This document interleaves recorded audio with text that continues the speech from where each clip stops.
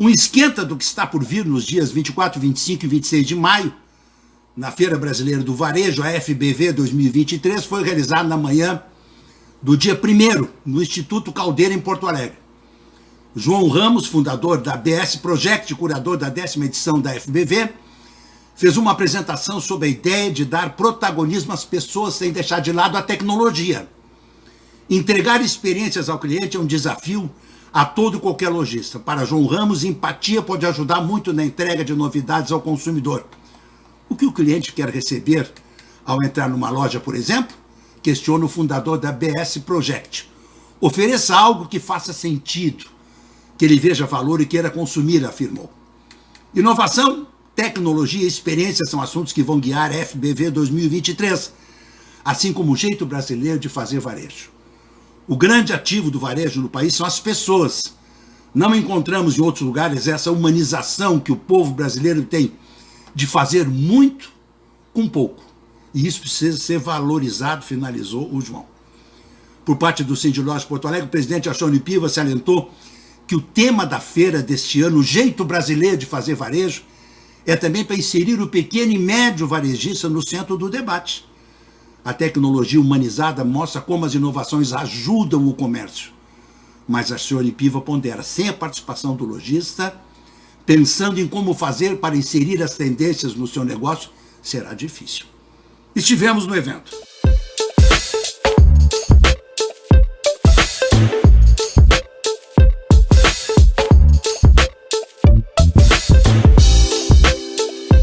Rafael Krug, ele é o presidente do CEPRORGS. Vai contar um pouquinho para a gente como é que funciona e o que essa área de TI tem a contribuir, engrandecer esse dia de hoje.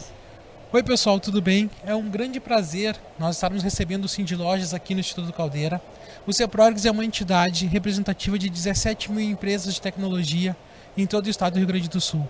E para a gente é muito importante a gente estar fazendo essa aproximação hoje com o varejo, exatamente porque as nossas empresas têm hoje capacidade de trazer tecnologia, trazer inovação para que o varejo possa cada vez mais melhorar a questão da experiência do seu consumidor e principalmente aproximar esse consumidor à marca, ao modelo de como ser feito vendas hoje. Pode ser feito através de internet, ou pode ser feito até mesmo dentro da própria loja física, melhorando essa experiência, essa interação com o consumidor.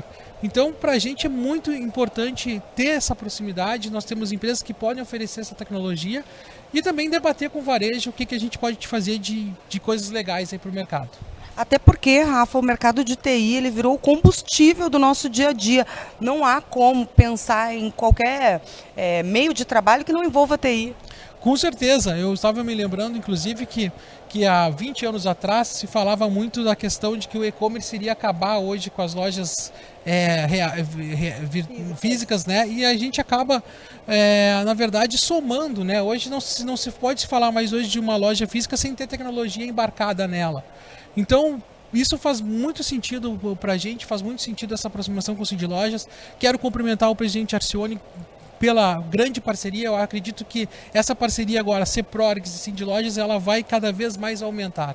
É o que a gente está apostando muito hoje. E a gente se reencontra lá na FBV? Com certeza, estaremos na FBV trazendo tecnologia, trazendo inovação e aumentando essa discussão hoje.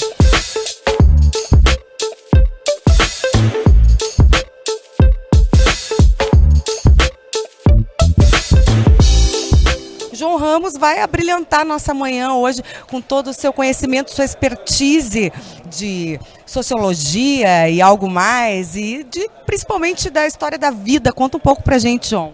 Então, hoje eu vou falar um pouquinho sobre como a gente fala de inovação sem falar necessariamente sobre tecnologia, né?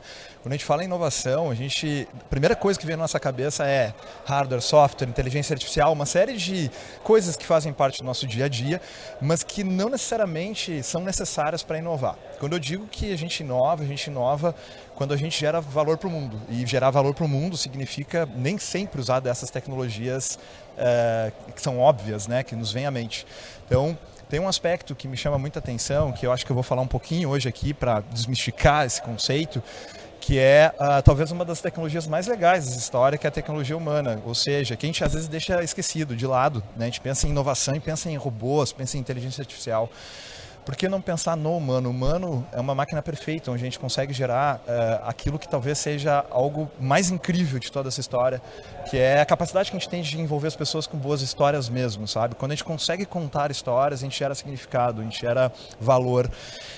E eu acho que um pouquinho da minha palestra hoje vai ser sobre isso, sobre a capacidade criativa que uma empresa pode ter de contar belas histórias para as pessoas e engajar elas em torno da sua marca. Eu falei um pouco da sociologia, mas para deixar claro, assim, o teu currículo é rico e vai com certeza engrandecer essa tua palestra, mas o que tu disseste ali no início, para mim, a gente conversava antes, sobre a questão da vida, de abrir empresa, quebrar empresa, isso faz com que essa vivência faça que a gente se torne o que a gente é. Com certeza, para mim, eu acho que foi isso, né? Minha formação é em relações públicas, comunicação social, depois de fazer uma pós-graduação em sociologia, para entender um pouquinho mais de comportamento, né, do consumidor, das pessoas. E aí, ao longo dos últimos, 16 anos, 15 anos, eu trabalhei com marketing, comunicação, passei por agências, departamentos, enfim.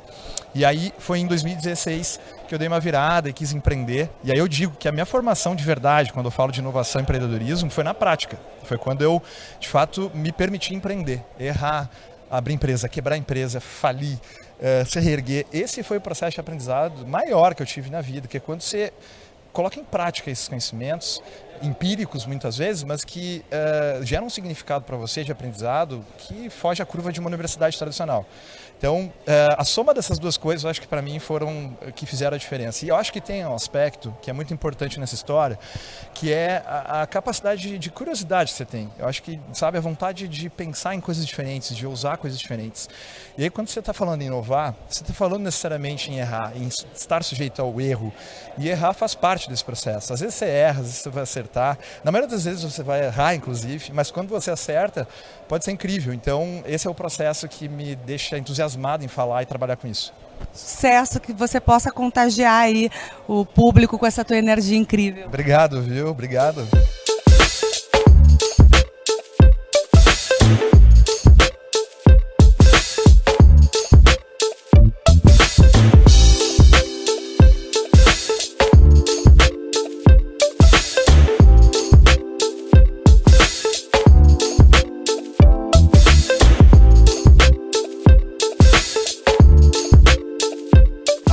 Presidente Arcione Piva, presidente, um evento diferenciado hoje, já conversei com o palestrante, sei que ele tem muito a oferecer e a gente está enriquecendo, já pensando na nossa feira, trazendo um público bacana para cá, numa manhã incrível como essa, e que bom te rever.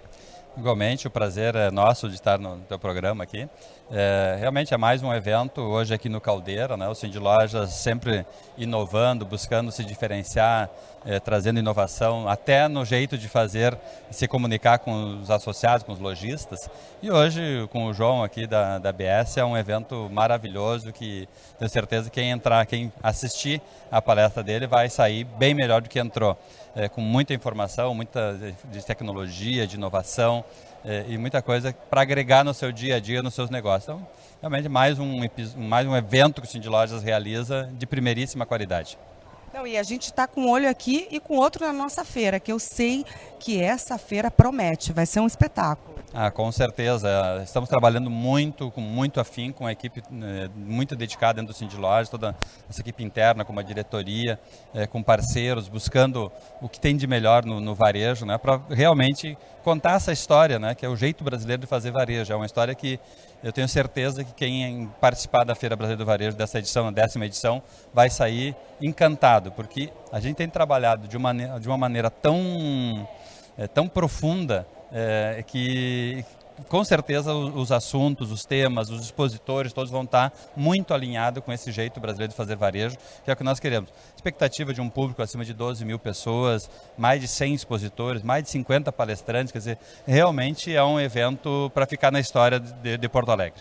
O lojista que está em dúvida ou ainda... Existe a possibilidade, presidente, de ainda ter um stand na feira? Ainda temos alguns espaços disponíveis, sim. Quem quiser comprar ou participar da feira como expositor, é só entrar no site da feirabrasileirodovarejo.com.br. Também temos nosso congresso, que também ainda tem alguns ingressos disponíveis ainda para dias individuais ou para os 3 dias, né? Também dá para acessar ali a feirabrasileirodovarejo.com.br e sim ter todas as informações, tanto da feira, quem quer expor, e tanto do congresso para quem quiser participar do congresso, né? E lembrando que a feira mesmo, propriamente dita, ela é de visitação gratuita, não tem custo nenhum. É só entrar no site da feira, se cadastrar e chegar nos dias 24, 25, 26 de maio lá na Fiergs e participar, enfim, olhar todas as novidades que temos em termos de inovação, em conteúdo, uma série de informações muito importantes para o varejo do Rio Grande do Sul e do Brasil. E o Consumidor RS vai estar lá presente, fazendo a cobertura completa desse evento incrível. Obrigada, presidente. Eu que agradeço. Reforço o convite para todos estarem lá nos dias 24, 25 e 26 na Fiergs, na 10ª edição da Feira Brasileira do Varejo.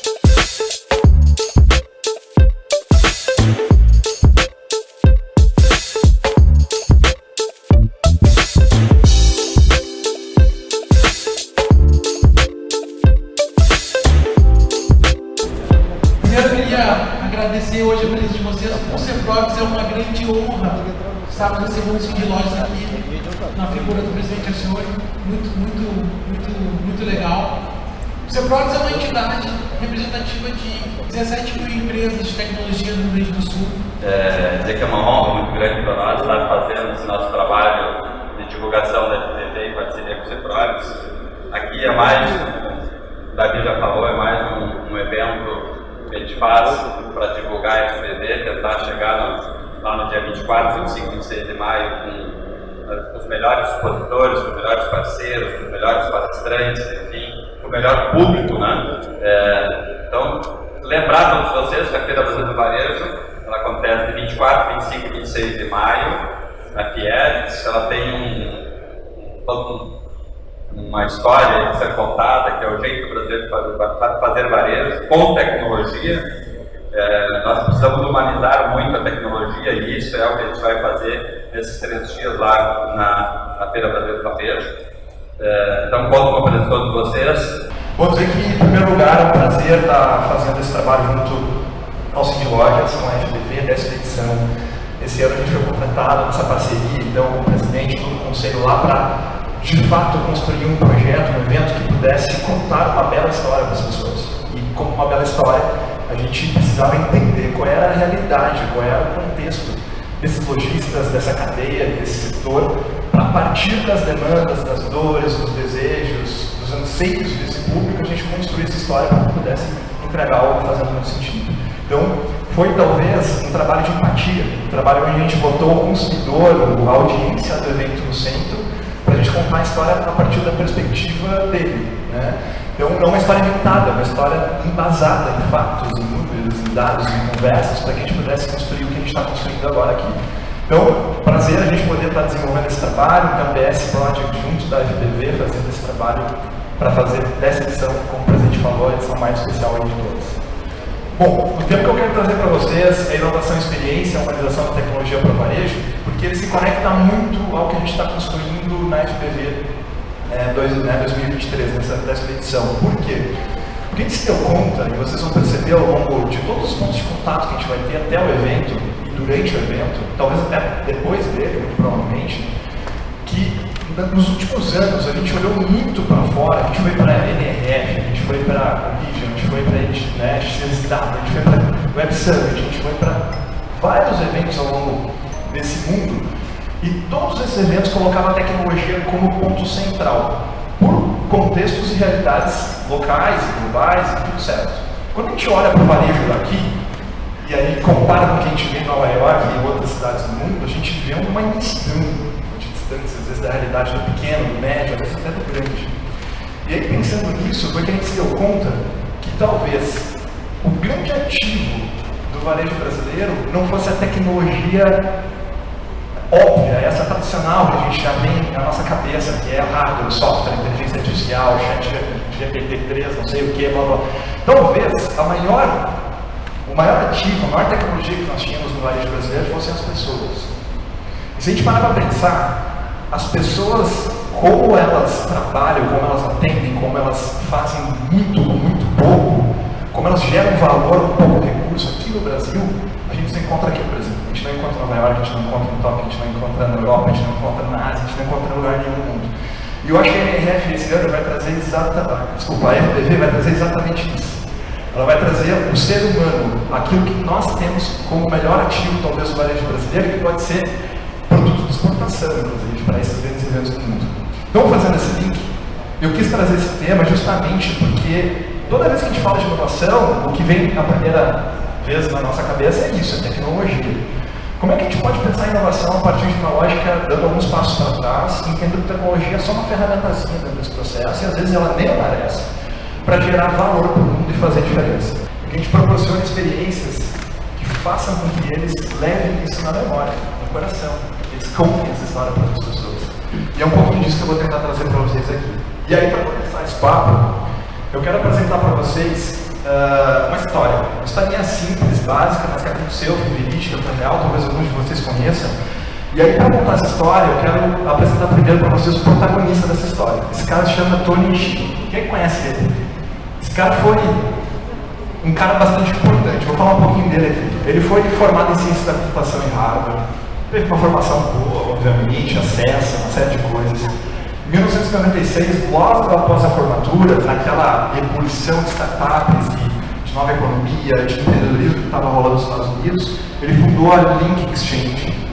A Link Exchange é uma empresa de tecnologia que foi comprada pela Microsoft 2 anos depois por 265 milhões de dólares. Ou seja, era um pós-estudante, um cara que saiu 2 anos depois da faculdade, criou essa empresa. Em 4 aninhos menos que isso, ele estava milionário. Bom, certa vez, ele estava dando um rolê por Santa Mônica, junto com 3 amigos, num fórum, num evento corporativo, enfim. E eles estenderam depois desse evento, foram para alguns bares e tal. 3 horas da manhã resolveram voltar para o hotel, morrendo de fome, e pensaram em pedir uma pizza. Eles olharam todas as opções de entrega que teria e não encontraram nenhuma. Chegaram no hotel, o bar estava, o hotel obviamente 3 horas da manhã fechado. E aí um desses amigos teve a ideia de aleatoriamente ligar para as Zappos. E aí o cara ligou para as Zappos e disse, cara, a gente está em Santa Mônica, é 3 horas da manhã, eu quero uma pizza. E aí a atendente prontamente respondeu, olha, nós não trabalhamos com pizza, mas eu posso tentar ajudar vocês. E aí ela respondeu, deu uma pesquisada, viu 3, 4 links de restaurantes abertos, passou para essa pessoa e disse, boa noite, muito obrigado pelo seu contato, e foi isso. Bom, para quem não conhece, as Zappos não tem nada a ver com pizza. Absolutamente, né? As Zappos não vendem pizza, não trabalham com pizza. As Zappos é uma varejista online que vende calçados e acessórios, né? Global, impacta o mundo inteiro, trabalha, enfim, é uma empresa gigante, mas que tem como premissa básica gerar felicidade para as pessoas. Esse é o intuito do surgimento das Zappos. Então, gerar felicidade para os seus consumidores. Não foi à toa que quando esse cara ligou às 3 horas da manhã e a atendente recebeu essa ligação, tendo como premissa a ideia, cara, nós existimos para gerar felicidade das pessoas, que ela se disponibilizou a ajudar e disse, cara, eu não vou vender um sapato aqui, mas eu vou ajudar essa pessoa porque ela está tendo contato com a minha marca e eu vou gerar essa experiência que tangibiliza a nossa visão, o nosso mundo. Bom, coincidências ou não, um desses caras que estava junto dessa turma, que é o Tony Hsieh, ele é o fundador das Zappos. Ele desafiou o amigo dele a ligar e dizer, cara, liga para a nossa atendente e ela vai nos ajudar, eu te garanto. E eles fizeram o teste de fogo na hora, 3 horas da manhã, um dos amigos ligou e essa atendente realmente resolveu o problema deles. Então, ele é o cara que investiu em 1999 nessa empresa. 10 anos depois, ela saltou de um faturamento de alguns milhões para mais de $1 bilhão. Empresa que esse cara transformou numa verdadeira gigante, baseado nesse sonho de gerar felicidade para as pessoas. Esse cara, ele escreveu um livro, né, que fala sobre a satisfação garantida, que nada mais é do que a história das Zappos. É um livro, não sei se alguém já leu, mas é um livro que conta a magia que está por trás de uma grande empresa gerando felicidade, gerando uma experiência incrível para as pessoas. E aí, ele fala assim, aprenda a fazer da felicidade um bom negócio. O que define uma empresa para vocês? O que define uma marca? O que diz, cara, essa marca que começa aqui e termina aqui? É o endereço dela, é o CNPJ dela, é o site dela, é os funcionários dela. O que define uma marca? Propósito? Pode ser um bom caminho. Valor da marca? Perfeito. Perfeito. Vamos tentar descobrir o que define uma marca, porque eu também pensei em propósito, pensei em valor, penso em vários outros aspectos, mas eu quis tentar me convencer o que de fato poderia definir uma marca. E aí, para isso, eu vou convidar vocês a fazer uma viagem no tempo, para que a gente pudesse olhar para diferentes perspectivas na evolução da própria economia, da própria indústria, e a gente entender o que definia uma marca em cada uma dessas eras. E aí, eu me baseei no Joseph Pine e no James Gilmore, ambos pesquisadores e autores, né, pela Harvard, que eles desenvolveram um texto, um livro, um artigo científico que fala sobre o progresso econômico e que fala sobre a economia da experiência. E aí, com base na pesquisa deles, eles fizeram um retrospecto do que definia o conceito, que definia a ideia do que é uma marca. E eles dizem o seguinte, que a história da indústria se dividiu em 4 grandes momentos. O primeiro deles foi a produção de commodities, economia agrária. Ou seja, cara, plantio, grande escala, não tinha diferenciação, não tinha valor, tinha tangibilidade. Você comprava aquilo que você realmente usava. O segundo grande momento foi a produção de bens e produtos, a revolução industrial. Começaram a aparecer algumas marcas, umas embalagens mais coloridas, aí você conseguia já diferenciar uma coisa da outra. Então, economia industrial. Terceiro grande momento, prestação de serviços. Então, as marcas começaram a se dar conta que, além do produto, tinha que ter serviço embargado, tinha que ter alguma coisa mais, tinha que ter um intangível, tinha que ter uma história. E por último, segundo eles, a economia da experiência, que teoricamente é o que a gente está vivendo atualmente, há alguns anos já, e que vem crescendo cada vez mais.